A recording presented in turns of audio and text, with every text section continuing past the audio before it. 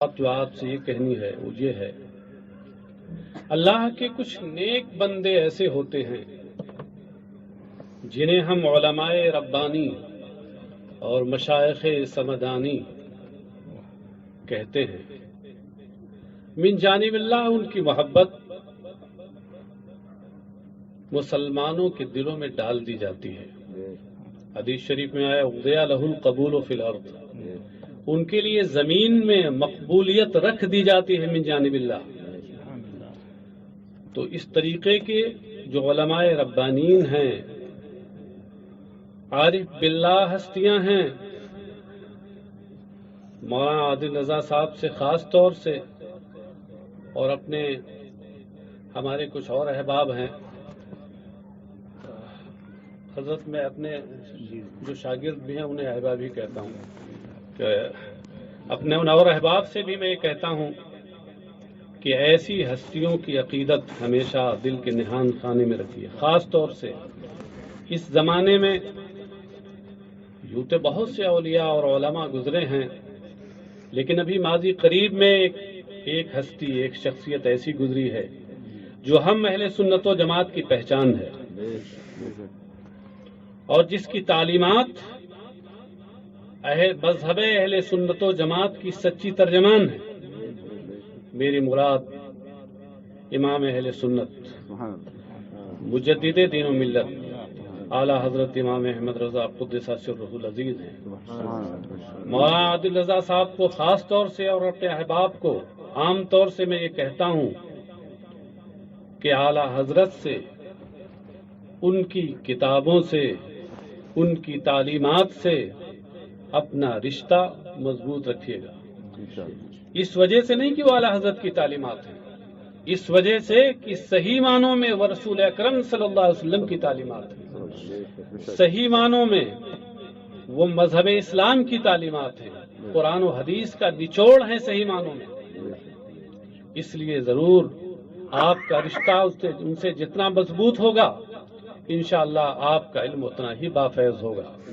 مجھے اپنے خود استاد گرامی صدر العلماء علامہ محمد احمد مصباحی صاحب کی بات یاد آتی ہے، جو بار بار میں نے ان سے سنی ہے مجلسوں میں۔ وہ فرماتے ہیں کہ اس زمانے میں اس وقت کوئی محقق عالم نہیں ہو سکتا جب تک کہ وہ اعلیٰ حضرت امام احمد رضا علیہ رحمۃ الرضوان کی کتابوں اور ان کے رسائل کا مضبوطی سے مطالعہ نہ کرے۔ اور خود ابھی ہمارے میں نے باضابطہ ان سے پڑھا تو نہیں ہے، مگر میں اپنے استاذ کی منزل میں ان کو سمجھتا ہوں، سراج الفقہاء حضرت علامہ مفتی محمد نظام الدین صاحب مددہ العالی، جو ابھی 21 مارچ کو ہمارے یہاں سے صدر المدرسین کے عہدے سے سرکاری طور پہ ریٹائر ہو گئے، اللہ ان کو کا سایہ دراز فرمائے۔ وہ فرماتے تھے، بارہا میں نے سنا سیمیناروں میں بھی اور بھی، کہ جو شخص جتنا فتاوی رضویہ کو گہرائی کے ساتھ پڑھے گا اتنا بڑا ہی وہ مفتی ہوگا۔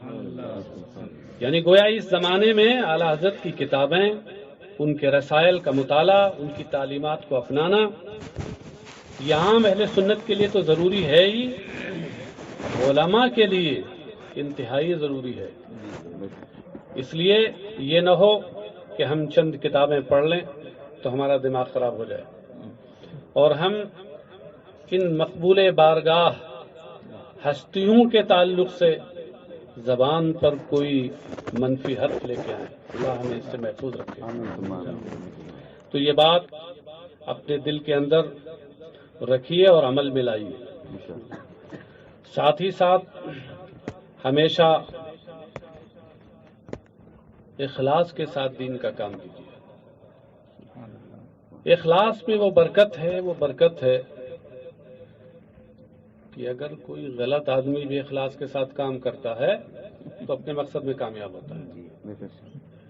تو اگر کوئی حق پہ رہ کر کے، اور وہ بھی سنی عالم، اگر دین کا کام اخلاص کے ساتھ کرے گا تو اسے کیوں کر کامیابی نصیب نہیں ہوگی، ضرور اسے کامیابی نصیب ہوگی۔ اس لیے اخلاص کو ہمیشہ سامنے رکھیے۔ ایک چیز اور دیکھیے، ہمارا مذہب یہ عمل کے ساتھ علم کا بھی مذہب ہے. یہ وہ مذہب ہے جس نے سب سے پہلے اس دور میں جبکہ ہر طرف جاہلیت کا اندھیرا پھیلا ہوا تھا، ہر چہار جانب جہالت ہی جہالت تھی، اس نے اپنے ماننے والوں پر علم کے حصول کو فرض قرار دیا. فرمایا طلب العلم فریضہ علی کل مسلم. علم کا حاصل کرنا ہر مسلمان پر فرض ہے. ہر مسلمان میں مرد عورت دونوں آ گئے، سب پر فرض ہے.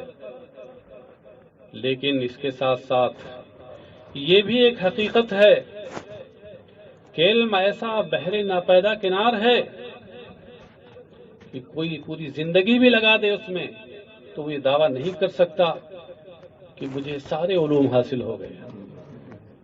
قرآن کریم میں اللہ تبارک و تعالیٰ کا ارشاد ہے وَمَا أُوتِيتُم مِّنَ الْعِلْمِ إِلَّا قَلِيلًا. تمہیں تو بہت تھوڑا سا علم دیا گیا ہے. تھوڑا سا علم دیا گیا ہے، پوری زندگی لگا دیں تب بھی وہ تھوڑا ہی ہے. اس لیے کبھی بھی ذہن میں یہ بات نہ آئے کہ ہم سب کچھ جانتے ہیں، جذبہ ہمدانی کبھی پیدا نہ ہو.